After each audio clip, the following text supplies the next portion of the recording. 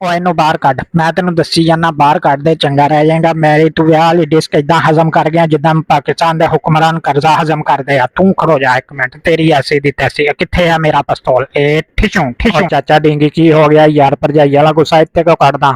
ਓ ਯਾਰ ਤੂੰ ਸਾਡੀ ਗੱਲ ਦੇ ਵਿੱਚ ਨਾ ਆ ਯਾਰ। ਕੰਜਰ ਸਾਡੀ ਵਿਆਹ ਵਾਲੀ ਸੀਡੀ ਇਦਾਂ ਨੱਪ ਕੇ ਬੈਠਾ ਜਿਵੇਂ IMF ਵਾਲੇ ਪਾਕਿਸਤਾਨ ਨੂੰ ਨੱਪ ਕੇ ਬੈਠਾ। ਸੋਚ ਤੇ ਵੇਖ ਲਾ ਲੱਗਾ ਕਿ ਨਹੀਂ। ਲੈ ਦੱਸ, ਦੁਰ ਫਿਟਾ ਮੂੰਹ ਮੇਰਾ ਯਾਰ, ਮੇਰਾ ਧਿਆਨ ਹੀ ਨਹੀਂ ਗਿਆ ਇੱਧਰ। ਮੈਨੂੰ ਲੱਗਦਾ ਕਿਸੇ ਨੇ ਮੇਰੇ ਤੇ ਤਵੀਜ ਕਰਾਤੇ ਆ। ਹੋ ਜਾਂਦੀ ਕਰ ਯਾਰ ਚਾਚਾ, ਭਲਾ ਜਿੱਦਾਂ ਦੀ ਤੇਰੀ ਸ਼ਕਲ ਆ ਤਵੀਤ ਅਸਰ ਕਰ ਸਕਦੇ ਤੇਰੇ ਤੇ। ਆਹੋ ਗੱਲ ਤੇ ਤੇਰੀ ਵੀ ਠੀਕ ਆ। ਹੋਰ ਸੁਣਾ, ਰੋਟੀ ਟੁੱਕਰ ਤੇ ਘਰੋਂ ਖਾ ਕੇ ਆਇਆ ਨਾ? ਕਿਤੇ ਮੇਰੇ ਪੱਲਿਓਂ ਤੇ ਨਹੀਂ ਖਾਣਾ? ਕਿਉਂਕਿ ਭਾਈ ਮੈਂ ਤੈਨੂੰ ਪਹਿਲੇ ਹੀ ਦੱਸ ਦਿਆਂ, ਅੱਜ ਮੈਨੂੰ ਵੀ ਨਹੀਂ ਲੱਭੀ ਘਰੋਂ। ਚਲੋ ਕੋਈ ਗੱਲ ਨਹੀਂ, ਰੋਟੀ ਤੇ ਖਾਂਦੇ ਰਹੀਦਾ। ਤੇ ਹੁਣ ਮੇਰਾ ਪੁੱਤ ਇਦਾਂ ਕਰ, ਬਾਹਰ ਜਾਏਗਾ ਤੇ ਬੱਗਾ ਤੇਰਾ ਇੰਤਜ਼ਾਰ ਕਰਨ ਦਿਆ। ਜਾ ਕੇ ਤੇ ਉਹ ਮੱਛੀ ਫਾਰਮ ਮੇਰੇ ਜਿਹੜੇ ਆ ਨਾ ਉਹ ਵਿਹਲੇ ਕਰਾ, ਉਹਨਾਂ ਦੇ ਉੱਤੇ ਨਜਾਇਜ਼ ਕਬਜ਼ਾ ਕਰੀ ਫਿਰਦੇ ਆ, ਉੱਥੇ ਕਸ਼ਤੀਆਂ ਲੈ ਕੇ ਜਾ ਮੇਰਾ ਪੁੱਤ।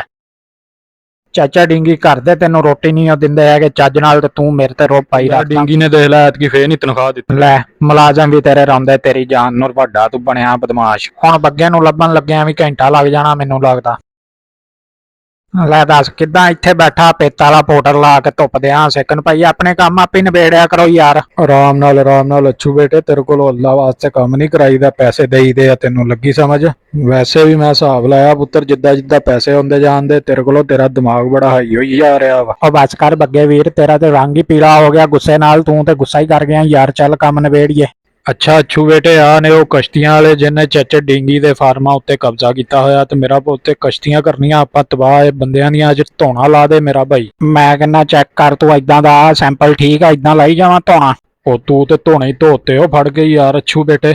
ਉਹ ਯਾਰ ਕਸ਼ਤੀ ਦੇ ਨਾਲ ਆ, ਮੈਂ ਉਧਰੋਂ ਨਿਸ਼ਾਨਾ ਲੈਣ ਲੱਗਦਾ, ਉਧਰੋਂ ਤੇਰੀ ਨਵਾਬ ਦੀ ਕਸ਼ਤੀ ਹਿੱਲ ਜਾਂਦੀ ਆ।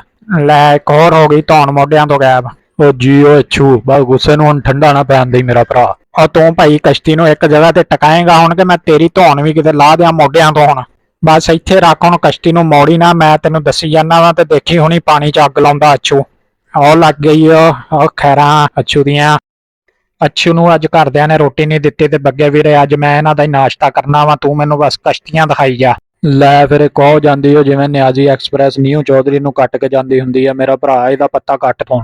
ਬਸ ਤੂੰ ਟੈਨਸ਼ਨ ਨਾ ਲੈ। ਮੈਂ ਕਹਿੰਦਾ ਵੀ ਚਾਚੇ ਡਿੰਗੀ ਨੇ ਗੋਲੀਆਂ ਖੁੱਲੀਆਂ ਹੀ ਦੇਤੀਆਂ ਅੱਜ ਅੱਛੂ ਨੂੰ। ਆਪਾਂ ਇਹਨਾਂ ਦੇ ਮਾਰ ਗੋਲੀਆਂ ਜਿਸਮ ਉਦਾਂ ਹੀ ਛਾਲ ਨਹੀਂ ਰੰਗੇ ਕਰ ਦੇਣੇ ਆ। ਪਤਾ ਨਹੀਂ ਜੈਕਟ ਪਾਈ ਇਹ ਤੇ ਗੋਲੀਆਂ ਦਾ ਅਸਰ ਹੀ ਨਹੀਂ ਹੁੰਦਾ। ਲੈ ਆਓ ਗਿਆ ਹੀ ਫਿਰ। ਹੱਸਦੀ ਵੱਸਦੀ ਉਜੜ ਗਈ, ਰੋਣਾ ਪੱਲੇ ਪੈ ਗਿਆ। ਬੱਗੇ ਹਲਾਈ ਨਾ ਇੱਥੋਂ, ਮੈਂ ਤੈਨੂੰ ਕਸ਼ਤੀ ਕਾਲੀ ਕਰਕੇ ਦਿਖਾਉਣਾ। ਉਹ ਹੋ ਗਈ ਉਹ। ਲੈ ਵੀ ਅੱਛੂ ਬੇਟੇ, ਜਿੱਦਾਂ ਆਪਾਂ ਕਬਜ਼ਾ ਛੜਾਇਆ ਨਾ ਮੱਛੀ ਫਾਰਮ ਦਾ, ਮੀਂਹ ਦਾ ਵੀ ਸਰਦੀਆਂ ਹੁੰਦੀਆਂ ਪਈਆਂ, ਤੇ ਸਰਦੀਆਂ 'ਚ ਇੱਕ ਤੋੜਾ ਆਪਾਂ ਨੂੰ ਮੱਛੀ ਦਾ ਭਰ ਕੇ ਦੇਗਾ ਚਾਚਾ ਡਿੰਗੀ। ਆਹੋ ਲੈ ਲਵੀਂ ਤੂੰ ਮੱਛੀ ਚਾਹ, ਉਹਨੂੰ ਘਰ ਦੇ ਦਿੰਦੇ ਨਹੀਂ ਆ, ਤੇ ਮੱਛੀ ਭਾਲਦਾ ਉਹਦੇ ਕੋਲੋਂ।